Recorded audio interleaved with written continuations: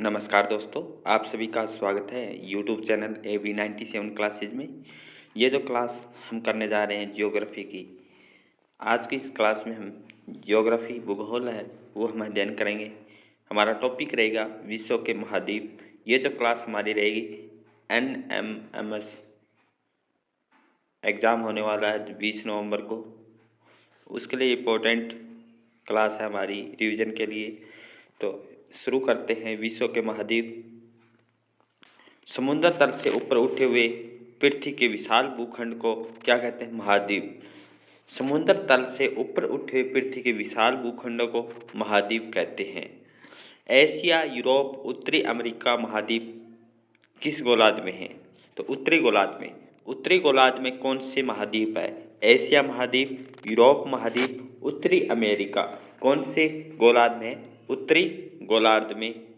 ये हमारे महाद्वीप, कितने महाद्वीप है उत्तरी गोलार्ध में? 3। एशिया, यूरोप और उत्तरी अमेरिका। ऑस्ट्रेलिया एवं अंटार्कटिका, जो अंटार्कटिका महाद्वीप है ये किस गोलार्ध में? दक्षिणी गोलार्ध में। 3 महाद्वीप हमारे कौन कौन से हैं? उत्तरी गोलार्ध में कौन से महाद्वीप है? एशिया महाद्वीप, यूरोप महाद्वीप, उत्तरी अमेरिका महाद्वीप। ये हमारे उत्तरी गोलार्ध में है। जबकि दक्षिणी गोलार्ध में हमारे कितने महाद्वीप है? 2। कौन से? ऑस्ट्रेलिया महाद्वीप और जो अंटार्कटिका महाद्वीप है ये हमारे दक्षिणी गोलार्ध में। और 3 जो महाद्वीप थे हमारे उत्तरी गोलार्ध में थे। और महाद्वीप किसके? जो ऊपर उठे भूखंड को हम क्या कहेंगे? महाद्वीप कहेंगे। और 5 हमारे महाद्वीप, जो 3 उत्तरी में, 2 दक्षिण में। नेक्स्ट पॉइंट हमारा है क्षेत्रफल के घटते क्रम में महाद्वीप का क्रम। क्षेत्रफल जो एरिया है, एरिया के हिसाब से घटते क्रम में महाद्वीप का क्रम कौन सा सबसे बड़ा? कौन सा? एशिया महाद्वीप। एशिया महाद्वीप क्या है? सबसे बड़ा। उसके बाद कौन सा? अफ्रीका महाद्वीप। फिर क्या? उत्तरी अमेरिका और दक्षिण अमेरिका और अंटार्कटिका, यूरोप और ऑस्ट्रेलिया। सबसे ज़्यादा जो क्षेत्रफल है वो किसका? एशिया महाद्वीप। और सबसे छोटा जो क्षेत्रफल एरिया है, सबसे कम जो एरिया है वो है ऑस्ट्रेलिया महाद्वीप का। और कितने महाद्वीप? एशिया महाद्वीप, अफ्रीका महाद्वीप, उत्तरी अमेरिका, दक्षिण अमेरिका और अंटार्कटिका और यूरोप और ऑस्ट्रेलिया महाद्वीप। 7 महाद्वीप, जिसमें से हमारे 3 किस तरफ है? उत्तरी, 2 दक्षिण की तरफ। और सबसे बड़ा जो है क्षेत्रफल में जो ज़्यादा एरिया है किसका? एशिया का। सबसे कम है वो ऑस्ट्रेलिया महाद्वीप का। फिर हमारा इंपॉर्टेंट क्वेश्चन रहेगा यहाँ से, most important question, very most important क्या रहेगा? एशिया और यूरोप को मिलाकर क्या बनता है? एशिया महाद्वीप और यूरोप महाद्वीप को मिलाकर क्या बनाता है? यूरेशिया कहते हैं। क्या कहते हैं? यूरेशिया कहते हैं। एशिया और यूरोप को मिलाकर उसे क्या नाम दिया गया है? यूरेशिया। तो क्वेश्चन बनता है यूरेशिया में कौन कौन से महाद्वीप है? तो हमारे आंसर आएगा जी एशिया महाद्वीप और यूरोप महाद्वीप को मिलाएंगे तो क्या बन जाएगा? हमारा यूरेशिया बन जाएगा। फिर हमारा है अफ्रीका भूमध्य रेखा के दोनों ओर फैले हुए हैं। अफ्रीका जो भूमध्य रेखा के दोनों ओर फैले हुए कौन कौन से महाद्वीप? दक्षिणी अमेरिका और अफ्रीका। दक्षिणी अमेरिका और अफ्रीका क्या भूमध्य रेखा? कौन सी भूमध्य रेखा है हमारी? ये भूमध्य रेखा। भूमध्य रेखा कौन सी है? जैसे ये हमारा गोलार्ध है, ये हमारा गोलार्ध जो ग्लोब है, ग्लोब में बीचों बीच एक भूमध्य रेखा। कौन सी रेखा? भूमध्य रेखा। बीचों बीच गुजरती एक भूमध्य रेखा 0 डिग्री अक्षांश, या इसकी कोई नाम है विषुवत रेखा या इक्वेटर, ये भी बोल सकते हैं। जो भूमध्य रेखा ये कौन से महाद्वीप को 2 भागों में दोनों ओर फैले हुए, एक तो है अफ्रीका महाद्वीप और एक क्या है? हमारा दक्षिणी अमेरिका। महाद्वीप की उत्पत्ति के लिए महाद्वीपों की उत्पत्ति के लिए ए वेगनर ने महाद्वीपीय विस्थापन की जो संकल्पना है वो दी थी।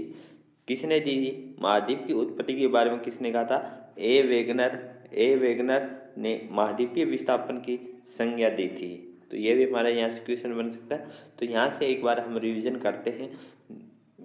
समुद्र तल से ऊपर उठे हुए भाग को क्या कहते हैं? समुद्र तल से ऊपर उठे पृथ्वी विशाल भाग को हम महाद्वीप कहते हैं। महाद्वीप कितने? हमारे 7 महाद्वीप थे। एशिया, यूरोप और उत्तरी कहाँ है? उत्तरी गोलार्ध में। जबकि ऑस्ट्रेलिया और अंटार्कटिका हमारा कहाँ है, दक्षिण अमेरिका में। कितने महाद्वीप, 7। सबसे बड़ा कौन सा, एशिया। और सबसे छोटा जो क्षेत्रफल में कौन सा है, एरिया वाइज, वो ऑस्ट्रेलिया। ज़्यादा एरिया है एशिया महाद्वीप का। एशिया और यूरोप को मिलाकर क्या बनाया जाता है, क्या नाम दिया गया, यूरेशियन नाम दिया गया। भूमध्य रेखा, जो हमारी भूमध्य रेखा है उसके दोनों ओर कौन कौन से महाद्वीप है, एक तो अफ्रीका और एक हमारा क्या, दक्षिण अमेरिका।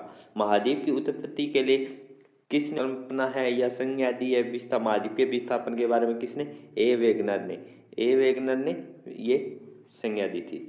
फिर हमारा यहाँ से है नेक्स्ट पॉइंट हमारा रहेगा, नियाग्रा जो जलप्रपात है ये कहाँ पे, ईरी और ओंटारियो जिलों के मध्य स्थित है। जो हमारा नियाग्रा जलप्रपात है ये कौन कौन सी जिलों के मध्य, ईरी और ओंटारियो जिले के मध्य है। कौन सी नदी पे, विक्टोरिया जोमेजी नदी पर स्थित, विक्टोरिया जोमेजी नदी पर स्थित कौन सा जलप्रपात है, यह हमारा जलप्रपात है ये नियाग्रा जलप्रपात। झील पूछा जाए तो ईरी और ओंटारियो झील के मध्य कौन सी नदी है, विक्टोरिया जोमेजी नदी पर स्थित है। विश्व की प्रसिद्ध नदियाँ कौन सी है, विश्व की हमारी इम्पोर्टेंट जो नदियाँ हैं, नील सबसे लंबी नदी, कौन सी नदी है, नील नदी। कहाँ गिरती है, भूमध्य सागर में। लंबाई कितनी है, 6690 किलोमीटर। उद्गम स्थल कहाँ, विक्टोरिया झील। अमेजन नदी कहाँ गिरती है, अटलांटिक महासागर में गिरती है। लंबाई कितनी है, 6296। उद्गम स्थल क्या, लेगो विलफेरो पेरू में है। और ये एक है यांगटीसी क्यांग, उद्गम स्थल कहाँ, तिब्बत का पठार। गिरती कहाँ है, चीन सागर में। लंबाई को ज़रूरी नहीं है इतनी याद करना। फिर है हांगको जो नदी है ये कहाँ उद्गम होता है इसका, क्यूनल पर्वत झील की पहाड़ी में ये गिरती है। मेकॉन्ग तिब्बत का पठार दक्षिण चीन में ये गिरती है।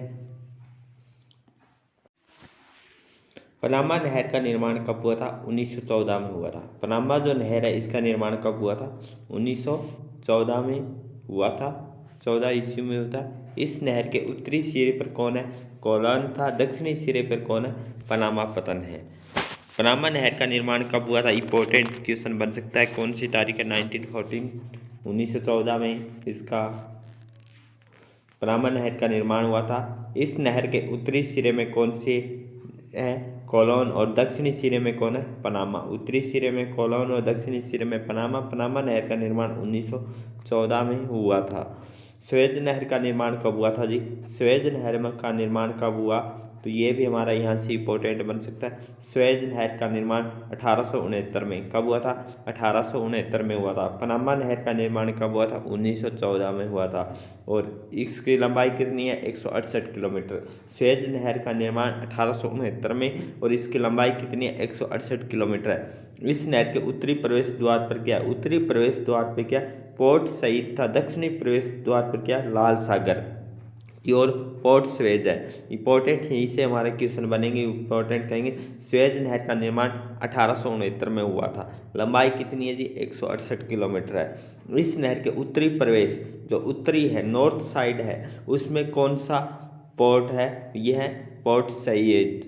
और दक्षिणी प्रवेश द्वार पे जो है, दक्षिणी जैसे उत्तरी में है तो वो कौन सा हमारा प्रवेश द्वार है, वो पोर्ट सईद है। और दक्षिणी प्रवेश जैसे दक्षिण की तरफ आते हैं तो वो उसमें क्या है, लाल सागर की ओर, लाल सागर की ओर पोर्ट स्वेज स्थित है।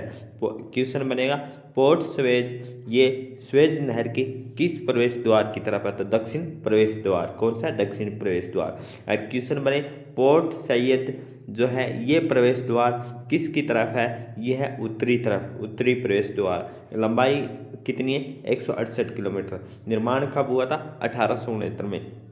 पनामा नहर 1914 में। इस नहर के उत्तरी सिरे पर कौन है, कोलोन, और दक्षिणी सिरे पर क्या है, पनामा पतन है। 1956 में मिस्र के द्वारा इस नहर का राष्ट्रीयकरण किया था। जैसे 1869 में कौन सी नहर, स्वेज नहर। स्वेज नहर का राष्ट्रीयकरण कब हुआ था, वो हुआ था 1956 में। किसके द्वारा, मिस्र या मिस्र के द्वारा। ये विश्व की सबसे बड़ी जहाजरानी नहर है। क्वेश्चन बनेगा इंपॉर्टेंट, यहीं से इंपॉर्टेंट बनेगा, विश्व की सबसे बड़ी जहाजरानी नहर किसे कहा जाता है? जहाजरानी नहर कहा जाता है स्वेज नहर को। स्वेज नहर, जिस स्वेज नहर की निर्माण कब हुआ था? 1869 में हुआ था। राष्ट्रीयकरण कब हुआ था? 1956 में हुआ था, 1956 में। इसके प्रवेश द्वार, उत्तरी प्रवेश द्वार को कहेंगे हम सैयद प्रवेश द्वार, और दक्षिण के प्रवेश द्वार को कहेंगे पोर्ट स्वेज। अब हमारा क्वेश्चन बनता है यहाँ से मरुस्थल। मरुस्थल पृथ्वी का वह क्षेत्र जहाँ 25 सेंटीमीटर वार्षिक से कम वर्षा होती है। 25 सेंटीमीटर वार्षिक वर्षा से कम वर्षा होती है, उसे क्या कहते हैं? मरुस्थल कहते हैं, मरुस्थल कहते हैं।